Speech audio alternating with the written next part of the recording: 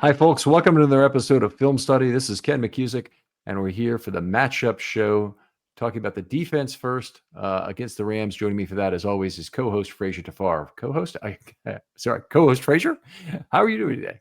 Doing good, Ken. Glad to be back on for a matchup in the beginning of the year. Was thought it was going to be a really good game, but turning out to be one of those games that we saw last week against the Texans. Hoping we could see some improvement with some guys coming back, like Marlon Humphrey, and some additions like Gilman. Maybe we can get some spark and have a better defensive performance, whether it be lights out like we expect the Baltimore Ravens to be, or we just want it to be, you know, at least decent. Like it's been really bad lately.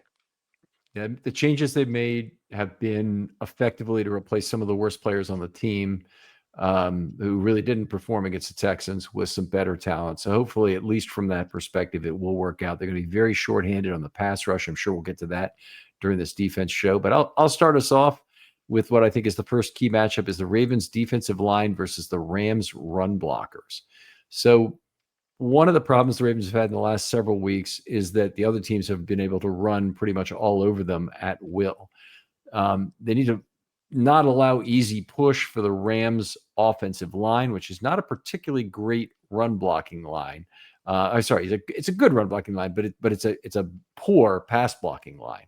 So it's all that much more important to stop them on early downs and set up good down and distance situations and not allowing them to keep up with the sticks. We presume from the moves made that we're going to see Gilman on the back end paired with Starks, and that Hamilton will be moving up to slot corner for a major part of his snaps, playing that big nickel role we're so used to. And that may come whether they are in 11 or whether they're in 12. So an opportunity for Hamilton to get more involved, certainly as a tackler in the run game. And we'll see Alohi Gilman more in terms of playing a split field role with Starks, we think. They have some other things that they have to address with regard to stopping the Rams offensive line, particularly their run blockers, from dominating the game is they need to figure out what they're doing in the interior defensive line. They've got a decent edge setters in terms of Green and Van Noy. Ajabo maybe is going to play more of an edge setting role, given that they're out of bodies, frankly, at that position. But they need to figure out how to get big on the inside on the early downs. And they used Jones as a 3-tech next to Jenkins a fair amount this last week. We could see combinations of 2 of the 3 of Jenkins, Okoye, and Jones, I think, this week. That would potentially be something positive. Yeah, and I think we didn't see a step forward from the run game run game defense last week. We're looking for maybe a step up with some physicality getting added to the team, like a CJ Gardner Johnson. I wonder if we go to dime, and maybe we'll bring it up talking about 11 personnel, but if they do run those sets and we have him in the game instead of Buchanan next to Kyle, then maybe we see some cut. Yeah, I want to continue with this a little bit before we jump on to the next No, topic, yeah, I won't. but I don't think Gardner Johnson is going to be playing this week. There's no evidence of it, and he hasn't been added to the roster, which they would probably need to do because their 2 elevations are kind of already accounted for with Huntley and with Okoye. So they only have 2, and they would otherwise need to make a roster change, which they could do. I just don't believe they're going to do it for Gardner Johnson. Okay, that's fair. But regardless, I expect a better game from Okoye. He had issues in the run game. Go ahead. Yeah, Oh go ahead. yeah, I'm sorry. Finish with Okoye. Yeah. really did have issues in the run game, but I really want to see him have better point of attack when it comes to taking on double teams. Yeah. He has a tendency to just really stand up. I want to see him really just dig his cleats in the ground and really stand your ground. Your point is not to get to the ball carrier. Your point is to keep your linebackers clean and make the play. And I think Yeah. he needs to understand that. Yeah. And I think that is important. He hasn't been great at setting his feet with that. And you're right. He gets stood up a lot in those circumstances. It's not an easy thing. It's one of the hardest things you have to do as Oh, a nose tackle, but it's certainly something he can do. And they actually moved him over to 3-tech a lot in this last game to try and get him one-on-one yep. matchups where he wouldn't be subjected to that as much. If you go back to the 2023 game the Ravens played against the Rams, they ran the first 9 times on that first drive and drove the ball all the way from their own end of the field all the way down to the Ravens' 9-yard line. And then for whatever reason, they decided we're done with running, and they threw 3 consecutive passes that were incomplete and had to settle for a field goal. Kyron Williams looked very dominant to start that game, along with the run blocking of the Rams.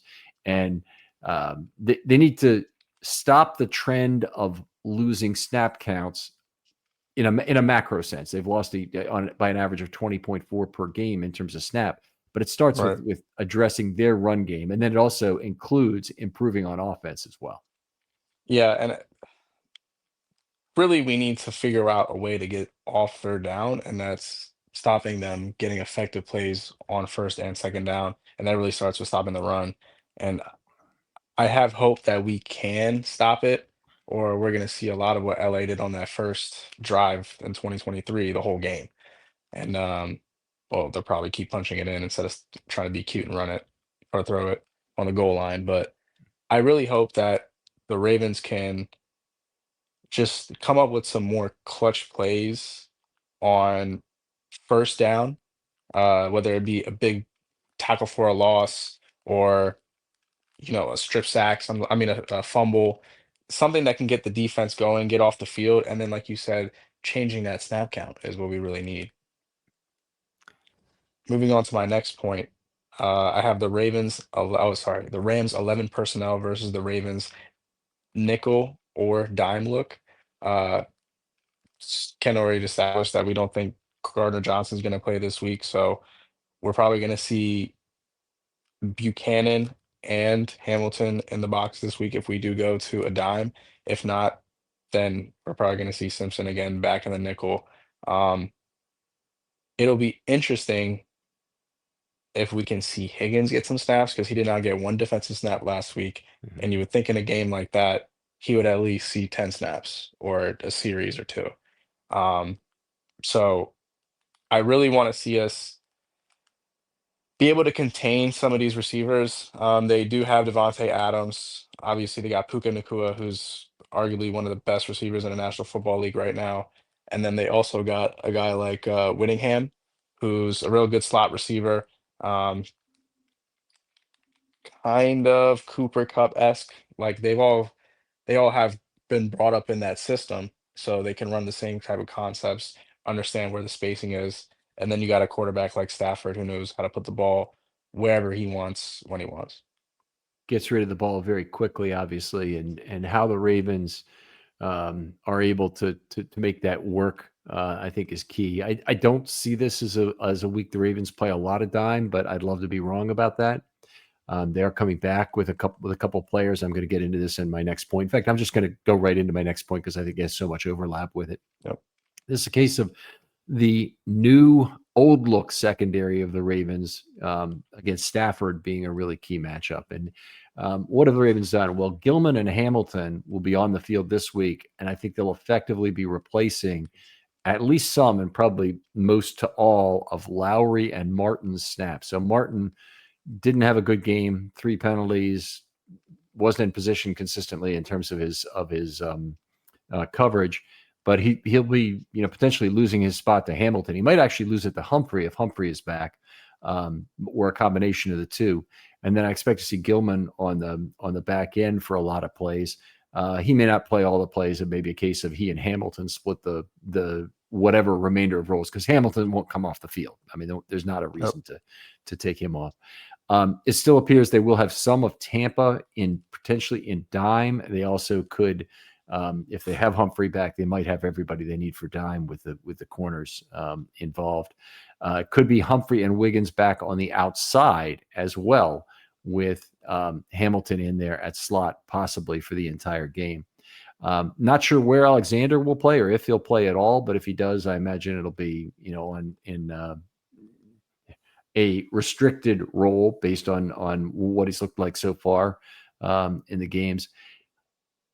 The additional experience, I'm hoping at a minimum, means there are fewer coverage busts than there were against the Texans. It was just too much easy pitch and catch with guys not really understanding where they needed to be in zone coverage this last week.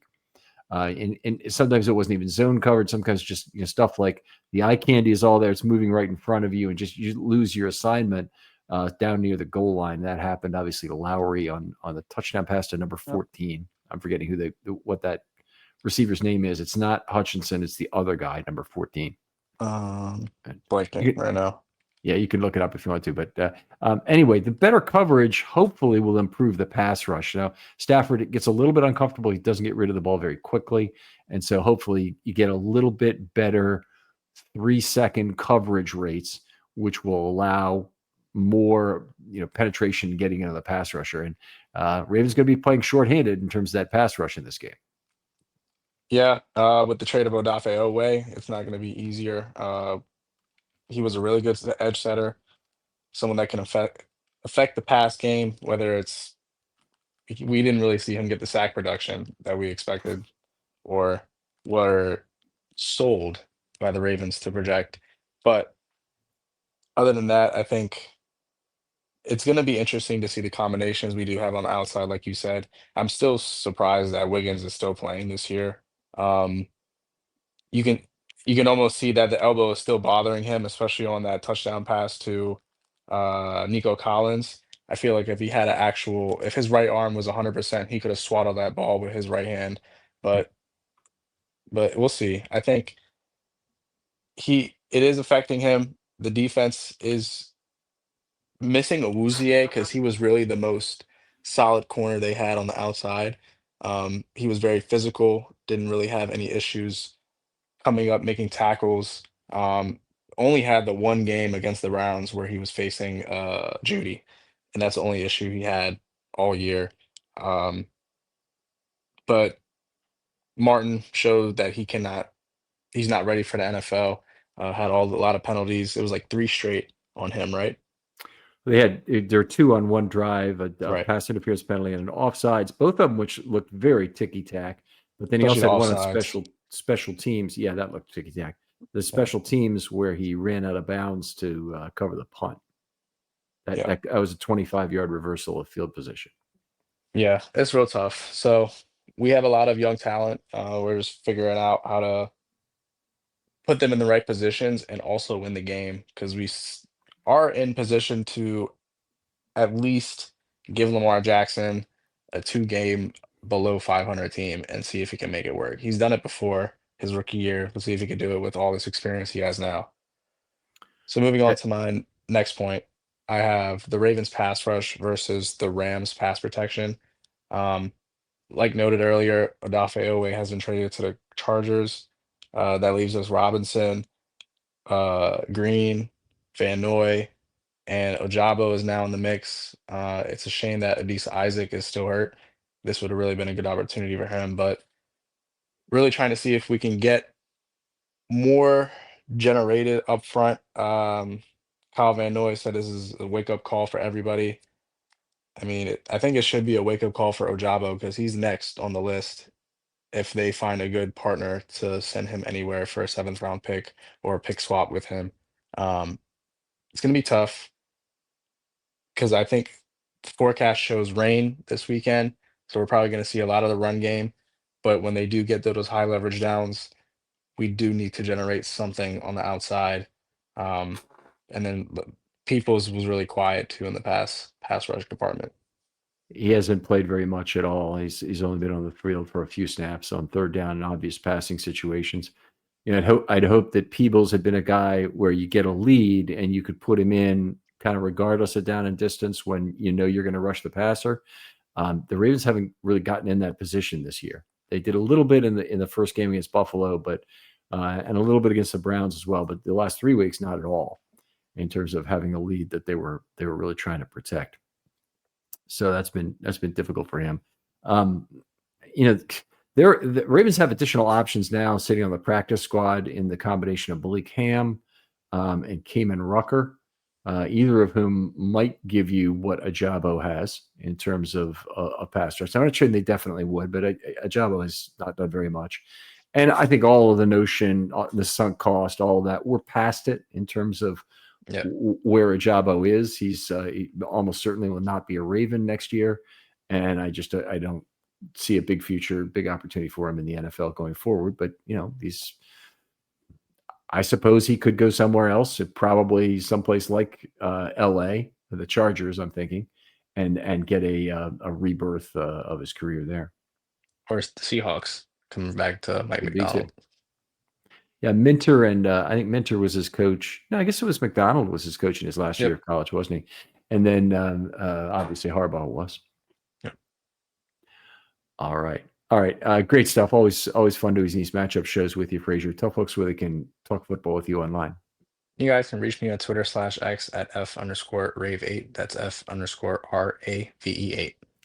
Okay, very nice. Other folks out there, thanks for listening. As always, if you can, promote the show by just telling one new person about it. It's always my favorite way is the word of mouth instead of just the algorithm. I think you get a better endorsement from that. And if you wouldn't mind, show an older person how to listen to it directly from the website. It's real simple. Just go to filmstudybaltimore.com, podcast, go to the podcast you want to listen to and hit play, and they can listen right on their desktop.